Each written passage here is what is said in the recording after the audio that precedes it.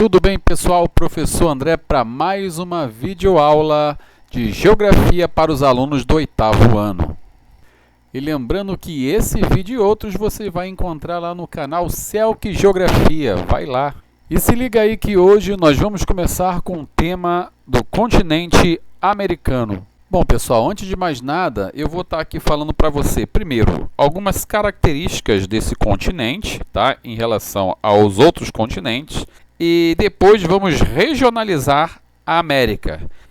Então vamos lá. Primeira característica: o continente americano é o único continente que vai de um polo a outro, ou seja, vai do Polo Norte ao Polo Sul. E o que isso acarreta?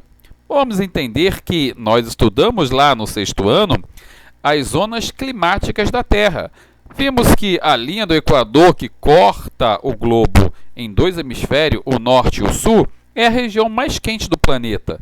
Então, nós vamos entender que a América vai sair de dois pontos que são gélidos, ou seja, gelados, o Polo Norte e o Polo Sul, e vai passar ali pela linha do Equador. Então, a América ela se encontra ao mesmo tempo nos dois pontos gelados da Terra e no ponto mais quente da Terra. Isso vai fazer com que a América tenha uma grande diversidade climática, por exemplo, onde nós vamos poder encontrar desde os climas tropicais e equatoriais até os climas mais gelados, como o clima temperado e os polares. Isso sem contar com a altitude também. A América tem um encontro de placas tectônicas tanto no norte quanto no sul. Então a gente pode perceber que do lado oeste da América vigora grandes montanhas, já que a placa de Nazca e a placa sul-americana se chocam naquele ponto, formando uma espécie de dobramento. Isso acontece tanto no norte da América, nas montanhas rochosas, quanto no sul e também ali na América Central. Então eu posso dizer que do lado oeste da América nós vamos encontrar grandes montanhas e do lado leste nós vamos encontrar grandes planaltos e no meio variando em planícies, beleza? Planícies e planaltos. Então a gente vai ter também climas variados de acordo com a altitude. Por exemplo, a gente sabe lá no 6º ano, que a gente já estudou, que quanto mais alto, mais frio. Então, nessas regiões montanhosas, nós vamos encontrar frio, independente se ela está em uma região temperada ou uma região tropical ou equatorial, próxima à linha do Equador.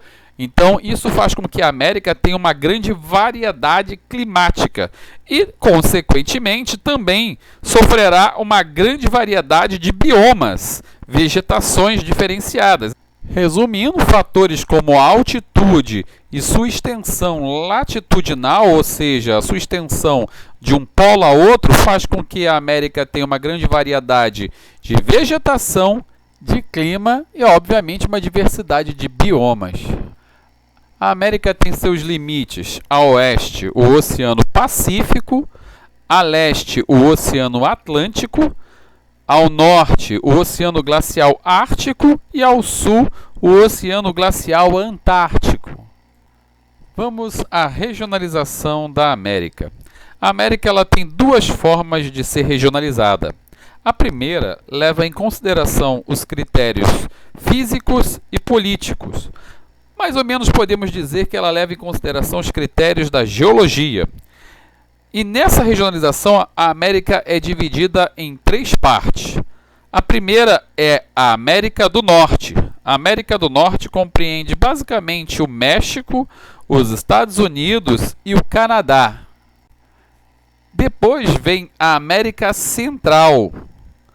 A América Central compreende todos aqueles países que têm ali no istmo. Professor, o que seria um istmo? Um istmo é um pequeno trecho de terra no mar que liga duas porções de terra. Como você vê aí, o istmo, ela está ligando, aí no mapa, no caso aí da tela de vocês, o istmo está ligando a América do Norte à América do Sul, que a gente vai falar daqui a pouco. Esse istmo, ele é a América Central. A América Central, ela é dividida em duas partes. A América Central insular, aonde temos as ilhas, também chamada de Caribe ou Antilhas, né? como o próprio nome diz. Ali compreende os países como Cuba, Ilhas Virgens, Aruba, enfim, são vários paizinhos que temos ali, chamados de cidades-estados. Bom, e temos também a parte do continente, a chamada América Central Continental, né, onde tem a Costa Rica, Honduras, Panamá, enfim, países que ficam na parte do continente e não nas ilhas. Então, recapitulando, a América Central é dividida em América Central Continental, esses que eu acabei de falar, e mais outros países, tá? E América Central Insular, América Central que compõe as ilhas do Caribe, ou das Antilhas, como você preferir chamar. E para finalizar essa regionalização, América do Sul, aonde está o Brasil, né? Que temos Venezuela, Brasil, Chile, Bolívia, Argentina, Suriname, Goiânia, Guiana Francesa, enfim, são países que compõem a América do Sul. Essa foi a regionalização com base nos critérios naturais e políticos. Agora nós temos a regionalização baseada nos critérios sociais e econômicos. Desta forma, a regionalização, em vez de ser feita em 3 partes, a América vai ser dividida em 2 partes. A América anglo-saxônica, que é composta por países de colonização inglesa, Estados Unidos e Canadá, e a América Latina, que é composta, na sua grande maioria, de países colonizados por portugueses e espanhóis. Galera, é importante salientar que essa divisão regional leva em consideração os critérios sociais. Ou seja, se está separado Estados Unidos e Canadá, a gente não pode ignorar que são os 2 países desenvolvidos da América. Ou seja, são aqueles países que têm um poder econômico superior dos outros, ou seja, um PIB maior que os outros, e o nível de desenvolvimento é bem maior do que os outros países integrantes da América. Não podemos ignorar também as características culturais, como a língua, por exemplo. O Canadá e os Estados Unidos têm os 2 países como língua o inglês. Apesar do Canadá também ter o francês, o inglês também é sua língua pátria. Isso sem contar que os 2 foram colonizados também pela Inglaterra. Por isso, essa região é chamada de América Anglo-Saxão. Já a América Latina tem em comum a língua latina como derivação linguística tanto do português quanto do espanhol. Isso porque a maioria dos países que integram essa região foram colonizados ou pelos portugueses ou pelos espanhóis, apesar de ter as exceções, como por exemplo o Suriname e as Guianas. O Suriname que foi colonizado pelos holandeses e as Guianas que foi colonizada pelos ingleses e a Guiana Francesa, que até hoje pertence à França, sendo um território ultramarino, ou seja, um pedaço da França na América do Sul.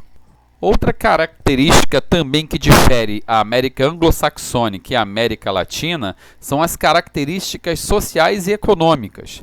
A América anglo-saxônica, que faz parte dos Estados Unidos e o Canadá, é mais desenvolvida economicamente. A América Latina tem um atraso social maior. Isso nós vimos nas aulas passadas quando nós falamos do tipo de colonização. Hoje nós vamos nos aprofundar um pouco mais nesse tema. Bom, vamos lá, pessoal. Os Estados Unidos foi uma colônia da Inglaterra. Tanto os Estados Unidos como o Canadá foram colônias da Inglaterra, beleza? Tal como o Brasil, tal como a Argentina foram colônias de Portugal, Brasil e a Argentina colônia da Espanha, beleza? A diferença que é o tipo de colonização que cada país sofreu. Estados Unidos e Canadá sofreram o tipo de colonização de povoamento. Já Brasil, Argentina, Peru, Venezuela sofreram o tipo de colonização de exploração. Bom, falamos nas aulas passadas que o Brasil, por exemplo, não foi permitido ter indústrias durante muito tempo devido ao pacto colonial. O Brasil deveria comprar e vender somente da sua metrópole, ou seja, do seu colonizador. Da mesma forma, todos os países da América Latina foram países que foram explorados pelos seus colonizadores e tinham pactos coloniais com suas metrópoles. Os Estados Unidos e o Canadá, eles foi meio que esquecido, tá? A verdade é que não foi o tipo de colonização que foi superior. O tipo de colonização lá foi melhor, por isso que eles foram 10, eles se desenvolveram melhor, a estrutura lá foi melhor. A história é outra. O problema é que lá não teve um pacto colonial, né? Lá não teve um plano colonial, né? Um projeto colonial, melhor dizendo, de exploração. Na verdade, eram religiosos que fugiam da perseguição religiosa lá na Inglaterra e foram para a colônia, para os Estados Unidos, para se estabelecer lá. A Inglaterra, no primeiro momento, não tinha uma noção de exploração daquele território para aqueles colonizadores. E desse jeito foi deixando eles viverem lá. Não tinha um projeto colonial, um projeto de que ocupasse e tirasse as riquezas dos Estados Unidos. Por exemplo, plantations, né, as plantações de exportação. Não tinha um projeto de captação de ouro, de prata, como tinha na América Latina.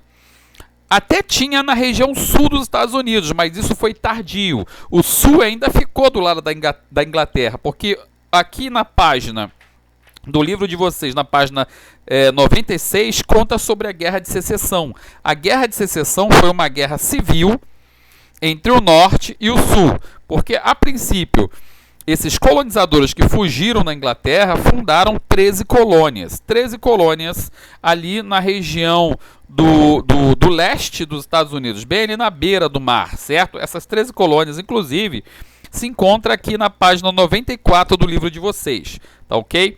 Dessas 13 colônias, foi separada o norte e o sul. O norte era totalmente pró-independência, porque não tinha um laço forte com seus colonizadores. Era uma colônia de exploração, de povoamento, perdão. Essa colônia de povoamento pôde se estabelecer projetos de indústria, pôde se estabelecer projetos de uma agricultura voltada para a subsistência deles, ou seja, não era voltada para a metrópole. Eles não plantavam cana-de-açúcar, por exemplo, como no Brasil, para mandar para a metrópole, para Portugal, no caso, Inglaterra, no caso deles.